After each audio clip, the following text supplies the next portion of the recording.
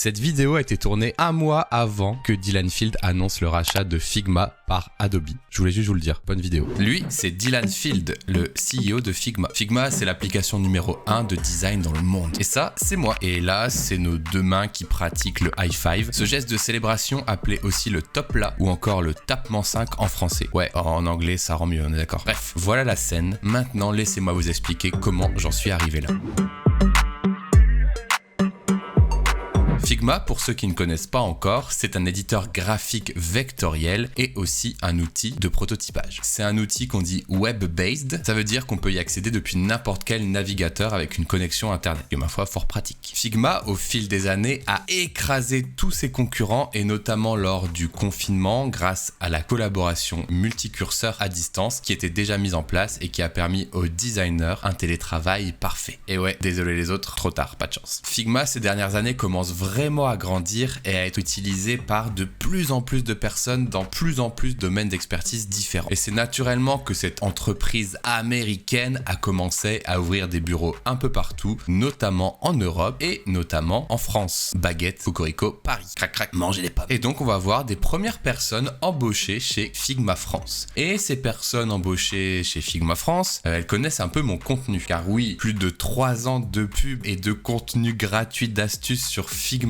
ça se remarque je pense. Figma, sponsorisez-moi, nom de Dieu, nom de Zeus. Bref, je reçois d'abord un message de Alexandre Sion, qui est commercial donc chez Figma France, et qui me dit dans un premier temps: j'ai négocié un truc pour toi, si tu veux, tu peux faire gagner 2 places en plus pour la Figma Community Party le 16 juin, ou les refiler comme tu voudras. Tu as juste à me donner 2 noms en plus, 2 points parenthèses. Donc déjà, première nouvelle, il va y avoir une fête pour célébrer l'arrivée de Figma en France. Deuxième nouvelle, je suis invité. Troisième nouvelle, je peux faire gagner des places à ma communauté. Bref, je suis très content, tout le monde est très content, je fais le concours sur ma chaîne, les gens gagnent des places, ils sont invités, tout roule, je m'apprête à partir pour Paris, pour l'ouverture des bureaux de Figma, et non.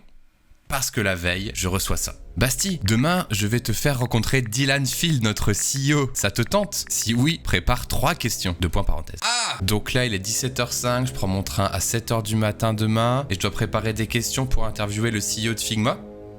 Bah let's go! Donc j'ai regardé d'autres interviews de Dylan et qu'il a donné à d'autres médias. J'avais pas envie de poser exactement les mêmes questions que celles qui avaient été déjà demandées. Et je me suis dit, bon allez, go, préparer quelques petites questions originales dans le train de bon matin comme ça. Et bien sûr, il y avait ma petite question sur les 50 000 abonnés et sur mon CDI. Mais ça se passe dans cette vidéo si vous voulez la voir. Bref, j'arrive à Paris, c'est le jour J, on arrive à l'événement. Il y a plein de Figma Zoos et de Figma Potes, c'est très cool. Voilà, on récupère des goodies, on boit un petit verre contenant les larmes des utilisateurs d'Adobe XD.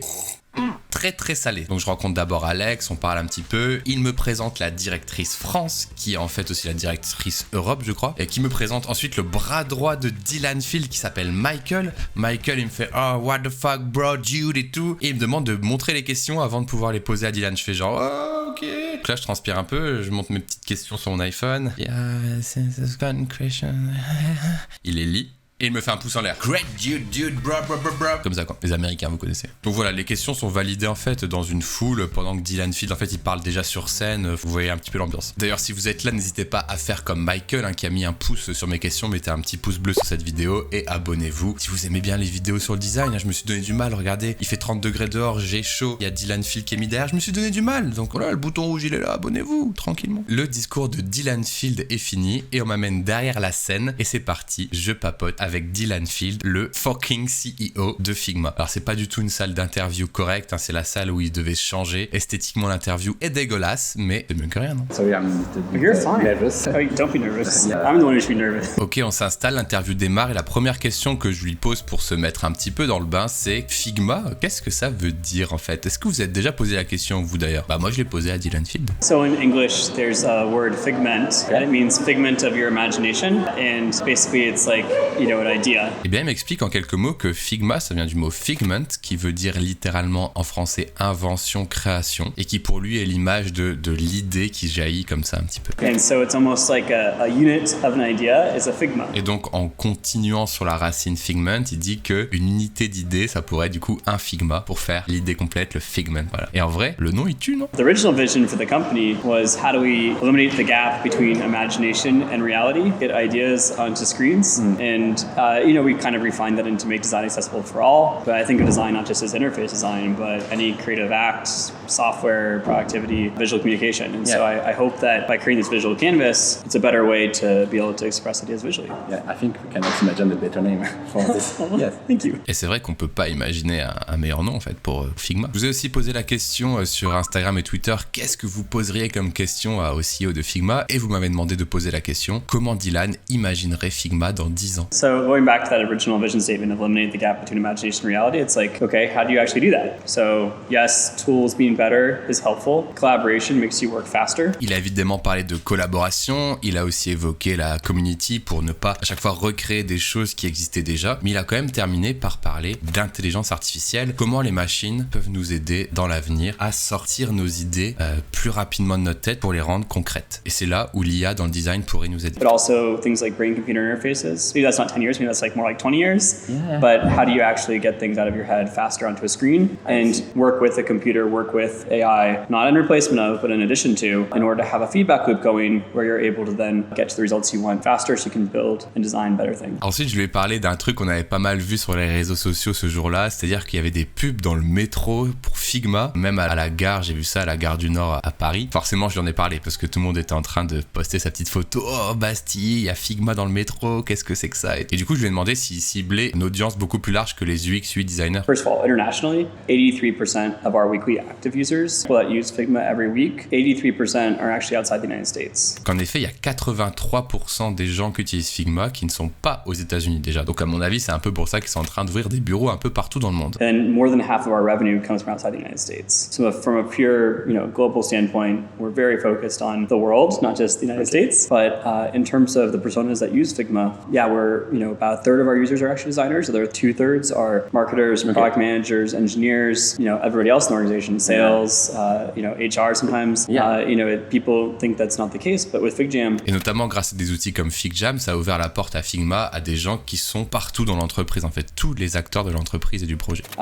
Bring everyone else into the design process and go from idea to design, to shipping it. I see this because I talk about Figma on my YouTube channel since 2 years. Also, I live stream on Twitch, and a lot of people just watch me using Figma, and they use it for just a birthday card or just Instagram stories with a custom template. So. Ensuite, j'ai un petit peu raconté que les gens qui me regardaient travailler sur YouTube et Twitch, en fait, je les convertissais à Figma. Et je leur raconte au final qu'il y a des gens qui font leur carte d'anniversaire ou même qui préparent leur story Instagram sur Figma. Et du coup, je lui dis, en effet, la stratégie de globaliser le truc, elle est en train d'arriver vraiment. L'outil sert à tout, quoi. Classic question, but my community asked me when the Figma swag will be available in France again. Et évidemment, vous avez été nombreux à la demander quand est-ce que les goodies, les t-shirts Figma arriveront en France. Exclu mondial, réponse de Dylan Field, messieurs dames. Ask Amanda. Amanda is our Chief Customer Officer, but no, we're definitely wanting to make our swag more global. You're working on it. Yeah, yes. Working on it. Soon. Désolé, ça arrive pas tout de suite, mais ils y travaillent. Après, vous pouvez toujours aller à Londres et vous faire livrer le truc et tout. Bon, c'est pas pratique. En vrai, un petit Airbnb à Londres pendant une semaine, la livraison bien timée. Quick quiz for you. Do you know which... Là, j'ai voulu lui faire un petit quiz et je lui ai demandé, à son avis, quel était l'outil de design qui était utilisé par les designers de l'entreprise Apple. D'ailleurs, dans les commentaires, dites-moi, est-ce que vous savez quel est l'outil de design qui est utilisé par les designers d'Apple? J'ai vu ça sur Twitter il y a quelques temps, j'étais choqué. L'outil de design est fou. I saw on Twitter recently that the designer at Apple use Keynote for prototyping and designing. Et oui, apparemment, les designers d'Apple utilisent Keynote pour prototyper. Il y a une énorme communauté de gens qui utilisent Keynote pour prototyper. Je regardais un peu sur Twitter, il y a des gros défenseurs de Keynote pour prototyper. C'est un truc de fou. Do you know that? Well, they've used Keynote for a long time. Yeah. I think there's other tools maybe they use too. But Keynote has been a tool for interfaces on Apple, and also What do you think about this? Netflix actually, before they switched to Figma, was using Keynote for part of their design process. Netflix utilisait Keynote pour prototyper avant de switcher sur Figma. Waouh, mais moi je suis tombé des nues quand j'ai appris ça. Keynote designers, Ted Boda, was working at Netflix, and when he moved to Netflix from Apple, he introduced Keynote as a key part of the design process. It's actually a pretty good design tool. Okay.